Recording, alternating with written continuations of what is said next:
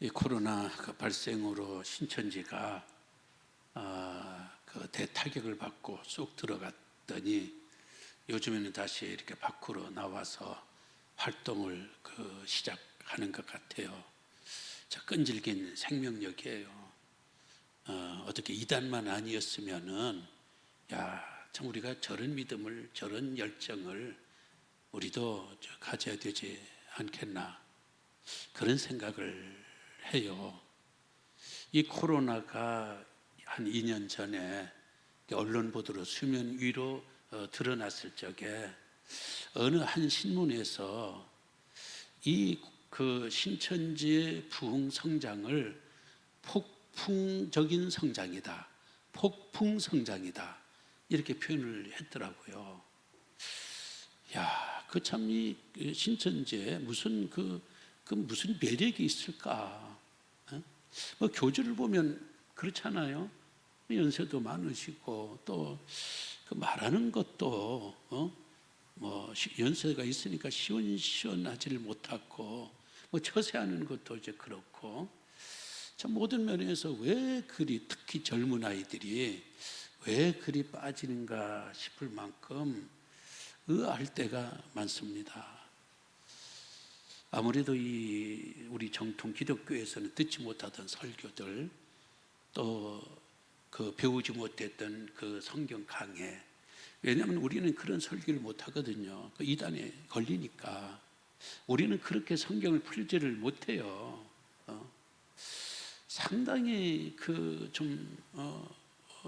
묘한 그런 해석들을 거침없이 하니까, 거침없이 하니까 그런 성경 해석에 특히 젊은이들이 빠지지 않나, 뭐 그렇게 혼자 생각을 해봅니다. 사실 교회 부흥을 폭풍 성장이다 이렇게 표현을 하려면 그건 마땅히 초대교회에 그렇게 말을 해야 돼요. 초대교회야말로 폭풍 성장을 했습니다. 너무도 놀랄 정도로. 사도행전 6장에 가면 안수 집사를 선출해서 집사를 안수하잖아요. 7명의 집사님들을 선출했다라는 것은 교회가 하나의 조직을 갖추기 시작했다라는 이야기예요. 교단으로서. 그런데 교회 사가는 그 당시 교인들의 수가 2만에서 2만 5천 명이다, 그렇게 이야기를 해요. 뭐 요즘 2만 5천 뭐 큰 것도 아니죠. 뭐 2만 3만 명 교회가 우리 한국교는 수두룩하니까. 그러나 그때는 2000년 전이에요. 또 어떻게 보면 기독교 계엄령, 종교 계엄령이 내렸던 시기예요. 로마 황제에 의해서. 왜냐하면 우리 기독교인들은 예수 그리스도를 나의 주여, 주여라는 말은 나의 왕이요, 그 뜻이에요. 주님은 나의 왕이요. 이 로마 황제 입장에서 보면 로마 황제를 지금 신성화 작업을 하고 있는데 예수라는 사람을 왕이라고 그러니까 이게 부응하면 되겠어요? 계속 핍박을 하는 겁니다. 박해를 하는 겁니다. 그러니까 예수를 믿는다는 것은 로마 제국하에 자칫 잘못하면요 죽는 거예요. 그런데다가 유대교에서는, 유대교 입장에서는 이 기독교가 나사렛 이단이에요. 예수가 괴수예요, 괴수. 이런 종교를 믿으면 집에서 쫓아내버려요. 집에서 추방해버리고, 사회에서 추방해버리고, 공동체에서 추방해버리고, 또 출교해버리고, 그러면 먹고 살 일이 막막한 거예요. 이런 상황 가운데서 교회가 시작된 지 얼마 안 돼서 2만에서 2만 5천 명 정도 되었다는 것은 그야말로 성령의 강력하게 역사는 성령의 부흥이고 폭풍 성장이었다. 이런 때는 이렇게 말씀드릴 수가 있습니다. 지금 봐요. 뭐 코로나가 왔다고 해서 뭐 예수 못 믿게 합니까? 뭐 교회를 가면은 추방한다고 그럽니까? 그럼에도 불구하고 참 이렇게 많은 그 어려움들을 겪고 있는데, 목숨 걸고 그 당시 그 예수를 믿었다라는 이야기, 그 사람들이 3만 명 정도 되었다, 가까이 되었다라는 이야기는, 초대교회는 생명력 있는 복음을 목숨 걸고 전했기 때문에 오히려 죽고자 하는 자 산다라고 한 것처럼 더 부흥하지 않았나, 그리 생각을 해요. 교회가 어느 정도 교단이 되면 그다음 교리가 필요하잖아요. 교리라는 게 뭐예요?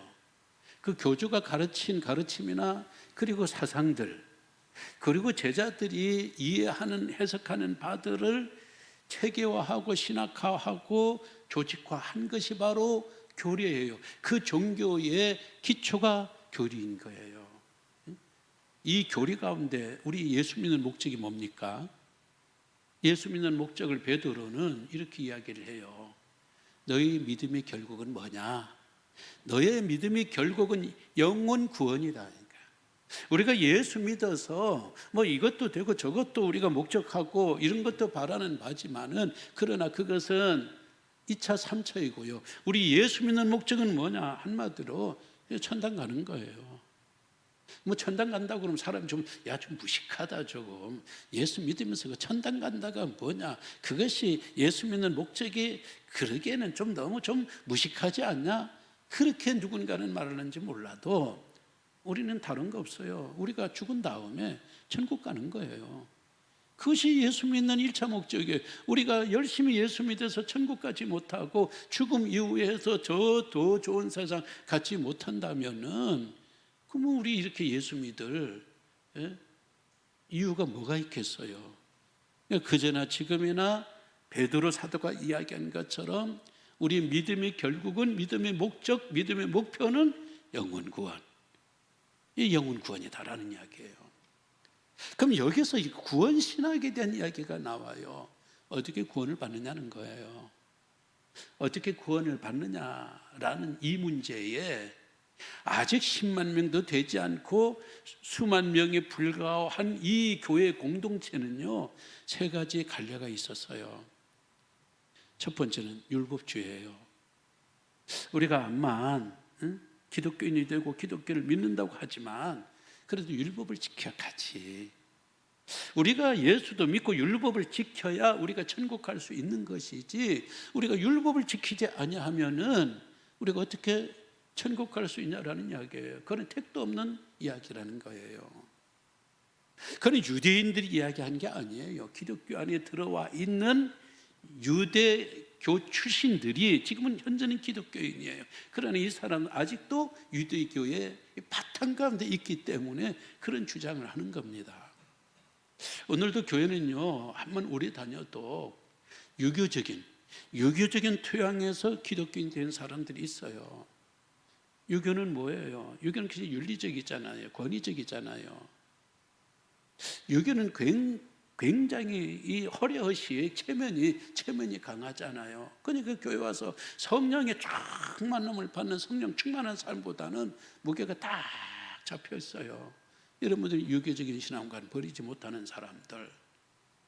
또 어떤 분들은 무속 샤머니즘. 겉으로는 예수, 겉으로는 하나님 나라 하지만은 사실은 그들에게 있어서는요, 이거는 그저 복받고 어떤 샤머니즘적인 그런 기독교를 아직도 갖고 있는 사람, 소유하고 있는 사람들이에요. 어떤 사람들은 불교적인 토양 가운데서, 불교는 고행이잖아요. 불교는 또 수도하는 거예요. 이런 고행과 수도를 통하여서 내가 점점 선하게 살고 그 다음에 의인이 되고 천국 간다, 이런 생각을 갖고 있는 사람들이 분명 교회 안에도 있습니다. 이런 사람이 율법주의예요. 율법주의는 한마디로 말해서 내 선행을 통하여서 내 스스로를 의인으로 만들고 자력으로 구원을 받겠다는 거예요. 이것이 율법주의예요. 두 번째는 이와 반대, 반율법주의. 다른 말로 말하면 율법 폐기론자들이에요. 이 사람들 뭐냐? 우리가 복음을 들었으니까 이 율법 이거 전부 다 폐기해야 된다. 율법이 10계명을 유대인들은 613가지로 쪼갰어요. 그래서 365개는 금지 명령, 그리고 248개는 권장 명령. 10계명도 그러잖아요. 나 외에는 다른 이를 섬기지 말라, 살인하지 말라, 도둑질하지 말라. 금지 명령이잖아요. 그러나 부모를 효도하라, 공경하라, 이거는 권장 명령이잖아요. 이런 613가지를 쪼개가지고 이거를 지킴으로 인하여서 그 공덕으로 내가 의인이 되고 구원을 받겠다. 이게 율법주의자인데, 이 반율법주의자들은 무슨 말이냐? 우리가 십자가의 공로로 구원을 받았으니 무슨 율법이 왜 필요하냐? 율법은 폐기해야 된다. 여기까지만 해도 한 50%, 50점은 받을 수 있었어요. 문제는 그 다음이에요. 행위가 아무 정도 소용없다는 거예요. 우리가 하나님의 은혜로 구원받았으니까 행위는 소용없다는 거예요. 어차피 우리 행위로 인하여 의인이 된 것도 아니니까, 행위로 우리의 죄로 인하여 우리가 심판받지도 않으니까 대충 살면 된다는 거예요. 그죠? 믿음, 오직 믿음만 막 강조하다 보니까 율법은 미안해요, 개나 갖다 주라는 거예요. 율법은 이건 우리가 상관없는 거니까. 그렇게 하면서 잘 살면 좋은데, 율법을 버린 사람들이, 그런 생각을 가진 사람들이 제대로 살겠냐고요. 형편없이 살면서도 난 믿음이 좋아, 막 믿음을 강조하는 거예요. 세 번째 사람은요, 믿음과 율법을 혼합시킨 사람들이에요. 이 갈라디아 교인들이 어떤 사상을 갖게 되었는가? 우리가 하나님의 은혜로 구원의 길은 열렸다. 예수님께서 하신 그 속죄 사역으로 인하여 구원의 길은 열렸는데, 그래도 길만 열렸을 뿐이지 구원받고 의인이 되려면은 우리 행위가 필요하지. 양심이 있지. 공짜로 구원받는다는 게, 저 사람들은 저렇게 구원받기 위해서 금식하고 고행하고 이렇게 저렇게 하는데, 아니, 예수 믿는 사람들 단순히 난 예수 믿습니다, 그걸로 인해 가지고 모든 죄가 사함받고 그걸로 인해서 의인이 되고 홀딱 천국에 간다? 그 인간도 아니지. 어디 그런 게 말이 되냐? 사실은 이런 주장은요, 이 죄성을 가진 우리 인간의 본성하고 딱 들어맞아요. 우리가 오랫동안 가르침이 뭐예요? 권선징악, 상선벌락. 착한 사람들은 상을 받고 나쁜 사람 벌을 받는다. 선한 사람들은 천국 가고 나쁜 사람들은 지옥 간다. 이게 우리의 기존적인 이게 가르침이고, 우리 마음이 어떤 그 심리잖아요. 이런 사람들에게는 맞아. 예수님께서 구원의 길은 열려주었지만 그 구원의 길 우리가 보태야지. 내 행위가, 내 의가 보태야지. 그래야 이게 합쳐져 가지고 천국에 가지. 이렇게 주장하는 사람들이 갈라디아 교회 신자들 중심으로 일어났다고 해서 갈라디안주의라고 그래요. 갈라디안주의. 이게 초대교회. 이 몇만 명 되는 이 초대교회는 이 구원관에 관하여서 이 세 가지 기류가, 세 가지가 이렇게 형성이 되고 있었습니다. 이거 정리해야죠. 이거 정리 안 하고 그냥 계속 같으면요, 완전히 왜곡된 기독교, 예수님께서 우리들에게 가르쳐 주셨던, 세워주시고자 했던 이 복음적이고 성경적인 기독교가 아니라 사람들이 머리에서 만들어진 그러한 기독교가 되어버리고 말아요. 그러니까 사도들이 이걸 바로 세우기 위해서 노력을 많이 했어요. 율법주의에 대해서, 율법주의 구원관에 대해서 칼을 든 사람이 바로 바울이에요. 바울은 이 로마서를 저술했습니다. 로마서는 율법주의자들이 율법의 행위로, 선행으로 구원받을 수 있다는 사람들에게 절대로 구원받을 수 없다. 오직 구원은 하나님의 은혜이고 하나님이 우리에게 주신 믿음으로만 구원받을 수 있다. 믿음으로만 강조한 것이 바로 로마서입니다. 그러니까 로마서는 율법주의 구원관을 가진 사람들에게 보내는 서신이에요.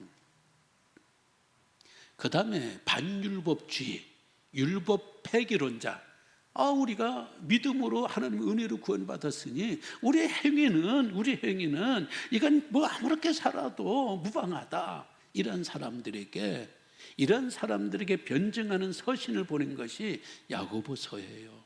야고보는 누구예요? 12 사도 중에 야고보가 아니고 예수님의 동생 야고보 선생이에요. 야고보는 뭐라고 이야기를 하는가? 믿음 좋다. 믿음으로 구원받는 게 좋다. 그러나 정녕 그 믿음이 구원받는 믿음이라면, 하나님으로부터 온 믿음이라면은 뭘로 증명하겠냐? 뭘로? 행동으로 증명해야 될 거 아니야. 행위로 증명해야 될 거 아니야. 행위를 보여라. 행위로 나타나지 않는 그 믿음은 그 가짜 믿음이라는 거예요. 그건 아니라는 거예요. 그래서 그 사람들에게 주는 서신이 야고보서예요. 예수님의 또 다른 동생이 있어요. 유다라고. 가룟 유다하고는 다른 사람이. 유다는 유다서를 썼어요. 유다는 유다서 1장에서 1장 2장 할 필요가 없어요. 유다서는 한 장에 불과하니까 4절에서 뭐라고 그러냐? 너희들은 하나님의 은혜를 도리어 너희들의 색욕으로 바꾸어 버렸다는 거예요. 그건 뭐예요?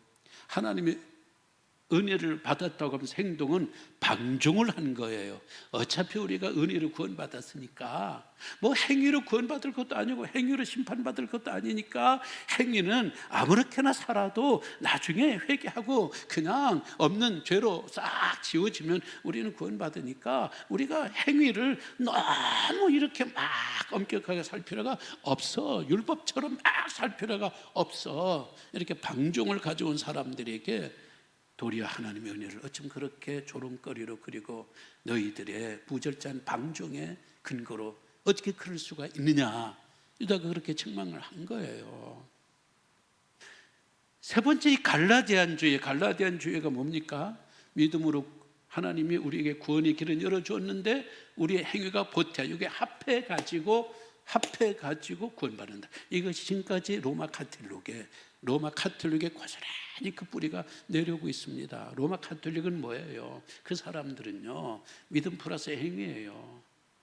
믿음 플러스 행위로 하기 때문에 모르는 사람들은 행위를 강조하니까 나름대로 사람들이 점잖해요. 그러니까 그걸 보고 역시 천주교는 이거다. 하지만요, 우리 복음주의자 입장에서 볼 적에는 종교개혁이 내일 모레 있습니다만은 이 사람들은 아직도 갈라디안주의를 극복하지 못한 사람들이에요. 이 갈라디안주의, 이것이 성경적이 아니고 복음이 아니라는 것을 알려주기 위해서 기록한 서신이 갈라디아서예요. 이거는 바울이 쓴 성경이에요. 오늘 바울은 이 로마서에서, 특히 율법주의를 겨냥한 이 로마서에서 1장에서 5장까지 하나님의 은혜를 막 폭포수처럼 포문을 열어요. 왜? 이 사람들이 율법으로 구원받고 자기 인간의 행위로 자기의 구원을 말하는 사람이기 때문에, 너 인간이 어떤 줄 아느냐? 로마서 1장부터 너희들 속에 어떤 죄들이 있는 줄 아느냐? 죄들에 대해서 계속해서 늘어놓고 난 다음에 의인은 없나니 하나도 없다. 인간이 죄를 지어 하나님의 영광에 하나도 이르지 못하게 되었다. 이런 이야기를 하면서 그럼 여기서 끝이냐? 아니다. 이러한 상태에서 전적으로 부패하고 전적으로 타락한 무능력한 우리 인간들에게 하나님의 은혜가 임했다. 그리스도 예수 안에서. 그러면서 은혜의 저수지를 확 열고 은혜를 막 사람들에게 이야기하는 거예요. 막 사람들에게 이야기를 하니까 얼마나 사람들이 기쁘고 행복하고 좋아요. 근데요, 어떤 것에도 어떤 허점이 있기 마련이에요. 여기에도 은혜의 허점, 오늘 제목이에요. 은혜의 허점이 드러났어요. 무슨 은혜의 허점이냐? 5장 20절 말씀. 율법이 들어온 것은 범죄를 더하게 하려 함이라. 그러나 죄가 더한 곳에 은혜가 더욱 넘쳐나니 그랬어요. 그전에는 율법이 죄를 주면 두려워하고 무서워하고 어쩔 줄 모르고 그랬는데 하나님의 은혜는 오히려 죄가 크면 클수록 탕감받은 게 많으니까 우리 예수님도 그렇게 말씀하셨잖아요. 이 여인이 왜 나를 너희들보다 더 사랑하는 줄 아느냐? 이 여인은 죄가 크고 그 죄가 탕감받은 것이 너희들보다 크다 생각하기 때문에 나를 위해 이렇게 이렇게 헌신하는 것이 아니냐? 그 말은 자칫 죄가 크면 하나님의 은혜가 크고 이거예요. 그거 굉장히 좋은 이야기죠. 우리도 같은 병이라도 이 자그마한 병을 고쳐준 의사보다 죽을 병 고쳐준 그 의사에게 더 감동하고 감격하고 감사한 것처럼 우리가 더 그러잖아요. 응? 죽을 병에 걸렸던 우리가 고침받고 구원받으니까 얼마나 그 은혜와 얼마나 그 감격이 크겠어요. 우리처럼 소소한 죄를 지은 사람이 하나님 앞에 회개해서 하나님의 그 사죄 은총을 하나님 감사합니다, 고맙습니다. 어떤 때는 눈물 한 방울 뚝 떨어지고 어떤 때는 그냥 눈물도 없고 머리로 회개하고 머리로 용서 받아 버리고 그러는 사람들보다는 살인하든지 아니면 큰 중범을 저질러서 감옥에 가 있어요. 감옥에 가 있는 사람이 예수를 믿었어요. 헌법적으로는 이 국가의 법으로는 또 사회적인 통념으로는 내가 다시는 의인이 될 수 없는 사람, 이 죄에서 죽어야 되는 사람이, 그런데 하나님이 너희 죄를 용서하시고 이제는 의인이라는 거예요. 세상 사람 나를 죄인이라고 하고 사형수라고 그렇게 하지만 하나님은 죄를 다 용서해 주고 나를 자녀의 신분을 삼아주고 의인이라고 칭해 주는 거예요. 그 감동, 그 감격이 얼마나 큰 거겠어요. 얼마나 크겠어요. 이런 큰 은혜를 받아놓으니까 어떤 현상들이 일어났는가? 은혜를 크게 받으려고 자꾸 죄를 짓는 거예요. 그냥 묘하지요. 왜? 죄를 지어야 은혜도 크게 오니까. 그러면서 그 방종하는 거예요. 반율법주의자들 이런 사람들 막 나타나는 거예요. 그러니까 바울이 그러는 게, 야, 이 사람들아, 죄가 더운 곳에 은혜가 넘친다고 1절 말씀, 6장 1절. 은혜를 더하게 하려고 죄에 거하겠느냐? 은혜를 더 받으려고 더 큰 죄를 짓냐? 이 바보 같은 사람들아. 2절, 그럴 수 없느니라. 이 흠정형 성경은 이걸 번역하는데 뭐라고 번역하느냐? 하나님은 이런 생각을 일체 금지했다라는 거예요. 일체 금지했다라는 이야기예요. 왜 지금 이런 이야기들이 나오는가? 처음에 기독교가 로마로 들어갔을 적에 기독교 300년 굉장히 그야말로 순혈이에요. 순혈. 아주 복음적이에요. 오직 예수밖에 몰랐어요. 예수 그리스도가 우리의 죄를 위해서 십자가에서 죽으셨고 하나님의 은혜가 나에게 임하셔서 나는 이제 의인이 되고 자녀의 신분이 되었다. 자녀의 신분이 되었으니까 나는 하나님의 자녀의 신분과 같은 윤리 신분으로서의 그런 자세로 태도로 살아야 되겠다 생각하니까 굉장히 윤리적으로 고상한 삶을 산 거예요. 300년 동안은 이 카타콤을 주무대로 해서. 근데 313년에 로마 황제가 기독교를 공인했습니다. 그 당시 기독교를 국교로 삼았다는 이야기는 아니에요. 기독교를 국교로 삼은 것은 나중 이야기입니다. 왜 기독교를 공인을 했을까요? 여기에 대해서 로마 가톨릭 역사가들이 만들어 놓은 이런저런 이야기들이 많아요. 뭐 전쟁하러 가다가 뭐 십자가 서고 뭐 그렇게 해서 이기면은 예수를 믿겠다고 뭐 이런 이야기가 있는데, 글쎄 나는 이거 하나의 신화이지 역사적인 사실이라고 할 수는 없어요. 이 사람은 신앙이 없어서요. 이 사람들의 로마 정치가들의 생각에는 로마 제국이 천년 만년 가야 되는데 자꾸 붕괴가 일어나는 거예요. 로마 제국이 세계화 광역화되니까 중앙정부가 다 손이 미치질 않아요. 통치력이 미치질 않아요. 여기서 반란이 일어나서 가서 그것을 잠재우면 또 저쪽 나라에 가서 또 반란이 일어나고 거기 가서 하면은 또 저쪽에서 일어나고, 이게 로마의 평화.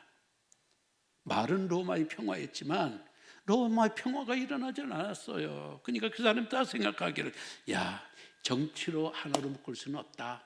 어떤 사상으로 하나로 묶을 수는 없다. 신념으로도 묶을 수는 없고 이 온 세계를 하나로 묶을 수 있는, 통합시킬 수 있는 건 종교다. 종교에는 없다. 그럼 어느 종교를 택해야 되는가? 그 당시 바빌론 종교가 로마의 그 주류 종교였어요. 근데 바벨론 종교 갖고는 아닌 거예요. 당시 로마의 신은 30만 개, 30만 개 말이 돼요. 로마 신화 보세요.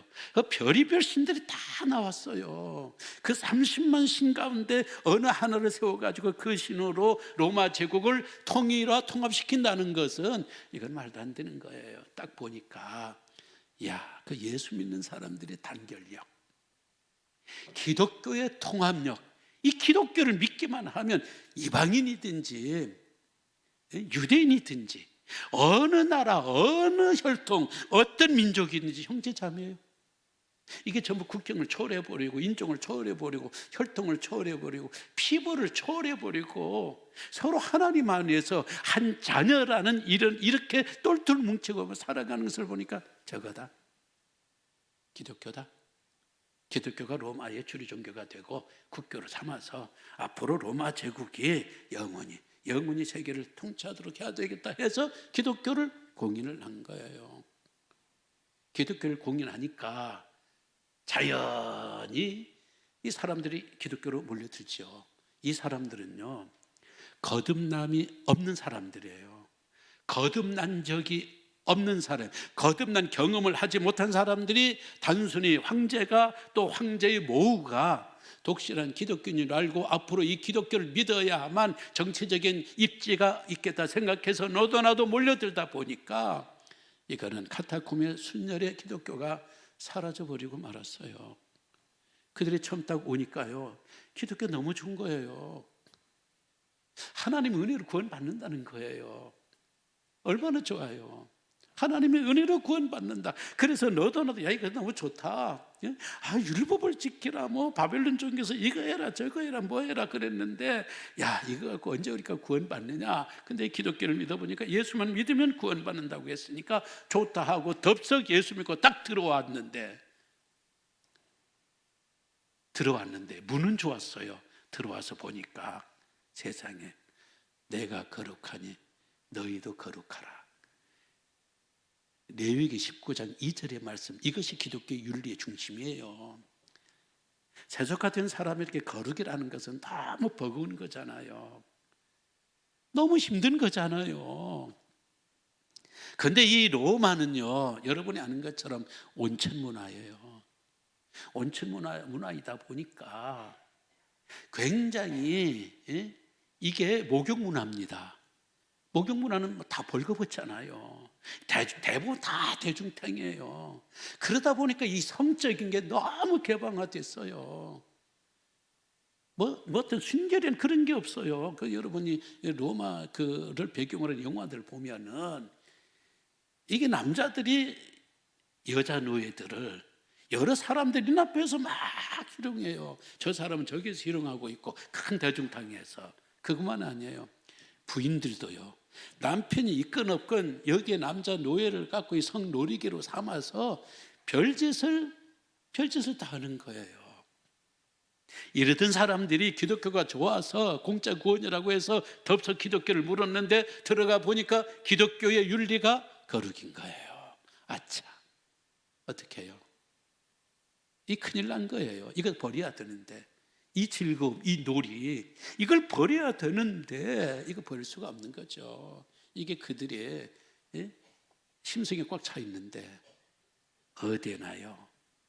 어디나 구멍은 있는 법이에요. 그 구멍이 뭐냐? 바빌론 종교에 고해성사라는 게 있는 거예요. 고해성사라는 게 있는 거예요. 고해성사는 자기의 지은 죄를 갖고 가서, 가벼운 죄는 헌금 얼마 하시오. 헌금하면 너희 죄를 사하노라. 조금 중한 죄는 당신은 3일간 금식하시오. 그러면 너희 죄를 사하노라. 그리고 큰 죄는 너는 한 달 동안 성지순례를 하고 와라. 그 죄를 씻어라. 너희 죄를 사하노라. 그러는 거예요. 지금까지 다른 신전에 가서 죄를 고백하고 회개해도 아무 소리도 들리지 않으니까 내가 도대체 이거 죄가 사함 받았는지 안 했는지 몰랐는데 살아있는 신부에게서 너의 죄를 사하노라 하니까 이게 뭔가 사함받은 그런 느낌이에요. 그러니까 이제부터는요, 마음 놓고 죄를 짓게 되었어요. 그전엔 죄를 지으면서도 이거 이러면 안 되는데, 이거 거룩 교회 다니면 이러면 안 되는데, 이거 하지 말라고 그랬는데, 내가 기독교 들어와서 그래 이거 하지 말라는데 그때 그랬는데, 이제는 죄가 도망갈 장치가 생긴 거예요. 구멍이 생긴 거예요. 고해 성사라는 그런 구멍이 생긴 거예요. 거기 가서 그 죄를 구해놓고 죄를 사해놓으라 받으니까, 하나님이 대언자라고 그러니까, 하나님이 용서 받으니까 죄를 회개하고 가서 죄를 짓고, 이제는 마음껏 가서 또 죄를 며칠 지어가지고 이제 죄가 좀 무겁고 이거 좀 아니다 하면 가서 또 고해 성사를 하고 나면 마음이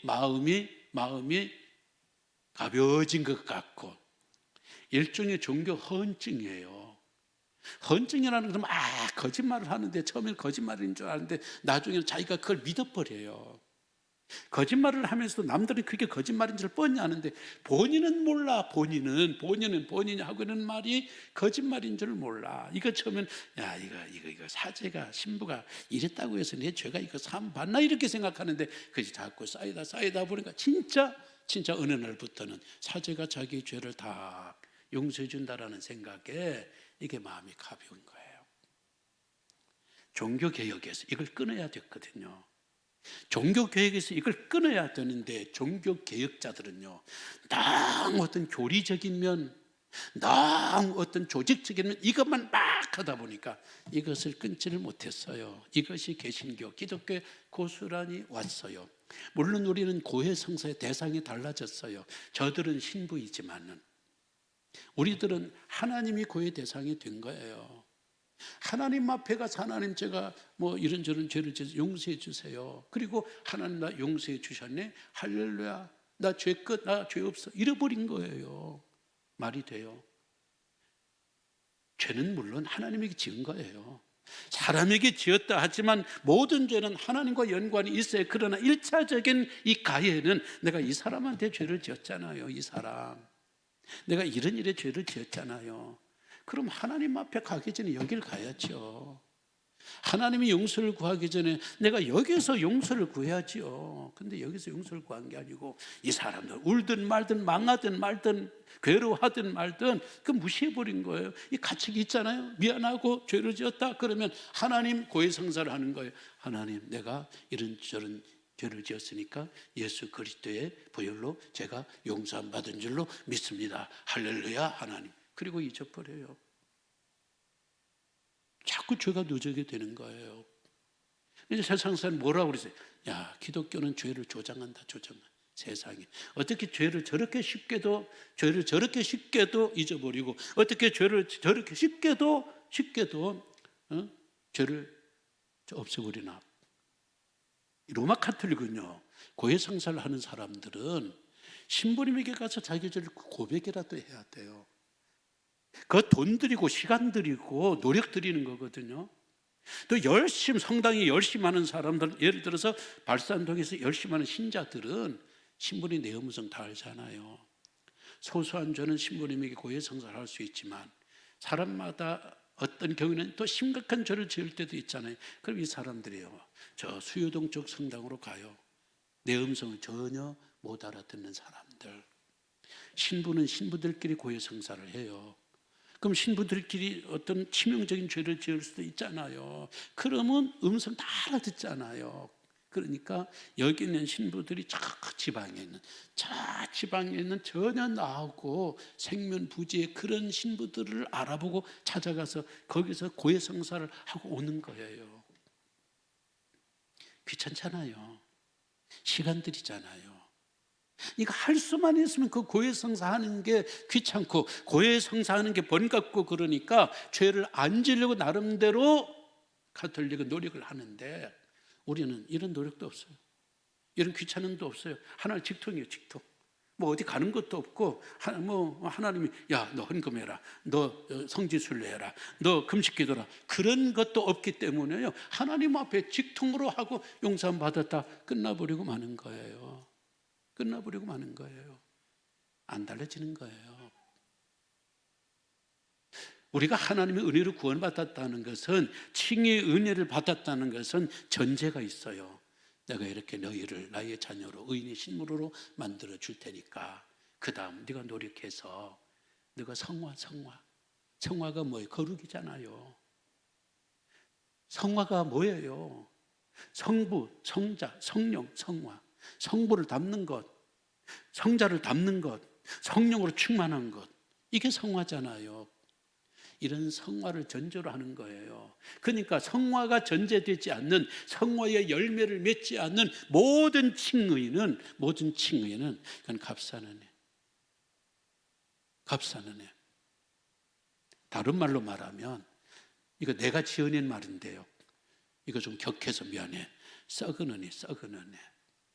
썩은 은혜로 어떻게 썩은 은혜가 우리를 성화시키겠어요? 썩은 은혜. 바울은 지금 이런 거짓된 은혜, 이런 거짓된 은혜로 어떻게 너희들이 성화가 되겠느냐? 제대로 은혜를 제대로 너희들이 이해해야 된다면서요. 세 가지를 말해요. 2절 말씀. 야, 너희들이 죄에 대해서 죽었는데 어떻게 은혜를 더하려고 죄를 질 수가 있느냐? 넌 이제 죄인이 소속되지 않았는데. 그 다음 두 번째는 17절 말씀이에요. 너희가 본래 죄의 노예였는데, 죄의 종이었는데 이제는 다른 사람 너를 속량해 주었다. 다른 사람이 돈을 들어서 너를 속량해 주었는데 너가 이런 식으로 죄를 오히려 더 짓고 너의 자유를 죄를 짓는 일에 오히려 더 사용하게 된다면은, 야, 그 사람의 은혜가 어떻게 되겠냐? 그건 아니지 않냐? 그 다음 7장에 가서는요, 부부간의 관계로 이해를 해요. 야, 남편이 착한 사람이고 남편이 은혜가 있다고 해서 자꾸 용서해 준다고 해서 너희들이 자꾸 죄를 지으면은 너희 아내 신부가 언제 정말 현숙한 아내가 되고 현숙한 신부가 되겠느냐? 그건 말도 안 된다. 응? 그러는 거예요. 너희가 은혜를 받으려고 죄에 더 거하겠느냐, 죄를 더 짓겠느냐, 큰 은혜를 받기 위해서 큰 죄를 짓겠느냐라는 이야기는 이거예요. 우리가 자동차 사면 보험이 들잖아요. 보험 들면요, 종합보험 들면 내가 어떤 사고를 당해도, 사고를 냈든 보험회사 싹 처리해 주잖아요. 사람이든 승용차이든 또 다른 사람이거든, 다른 자동차이거든, 다 해줘요. 그런데 이게 재미가 있어가지고 자꾸 가서 차를 담뿍하게 운전을 해요. 뭐 골목에서도 그냥 막 가요. 왜? 사고 나면 보험회사 다 해주니까. 그러다 보면 사고 나면 나만 가지죠. 자동차만 가지죠. 암만 자동차 보험에서 도금해주고 뭐 다 해줘도요, 이 정부에서 딱 그 사람 딱 보면은 요거 몇 번 한 거다. 근데 자동차 값이 팍 떨어져 버려요. 이 망가지는 것임에도 불구하고 난 보험 들었으니까 나는 사고 내도 돼 라는 그런 이야기는, 난 하나님 앞에 용서함 받으니까 죄를 지어도 돼. 뭐 이 정도는 괜찮아. 우리가 이렇게 하게 된다면 언제 어느 세월에 우리가 성화가 되겠냐고요. 천국에서의 영화는 이 세상에서의 성화와 같이 가는데, 이 성화가 없으면 천국에서 해와 같이 빛나리라 한 그 영화가 우리들에게 없는 거예요. 이 땅 위에서 우리의 봉사는, 헌신은 하늘에서 상급으로 자리매김을 하고, 하늘에서의 영화는 여기에서 얼마나 우리가 성화되었느냐에 따라서 자리매김을 하는 건데, 이게 우리가 하나님 앞에 용서받을 수 있는 죄의 장치가 마련됐다고 해서 이게 그냥 거침없이 마음대로 이 죄를 짓는다면 하나님께서 우리들에게 주신 자유를 방종의 도구로 삼는 것인가? 이것은 은혜의 남용이고, 이것은 은혜의 허점이라는 이야기예요. 말씀을 맺습니다. 월터 트러비 씨는 이런 이야기를 해요. 그리스도는 우리를 있는 그대로 받아주시지만 일단 그분이 받아주시면 우리는 있는 그대로 남아있을 수 없다. 하나님이 죄인된 우리를 무조건 받아주시지만 그렇다고 우리가 죄인된 그런 상태로 계속 살 수는 없다는 거예요. 선행을 통하여서 우리가 하나님의 사랑을 받은 것이 아니라 하나님의 사랑을 받았기 때문에 우리가 선행을 해야 된다는 이야기예요. 이런 차별화가 한국교회를 새롭게 하고, 이런 차별화가 다음 주일 종교개혁 주일인데 이것이 진정한 종교개혁의 완성으로 자리매김을 하지 않을까, 그런 생각을 합니다. 하나님의 은총과 축복이 우리 성도님들 가운데 함께 하시기를 주의 이름으로 기원합니다. 다 함께 일어나셔서 찬송을 하겠습니다.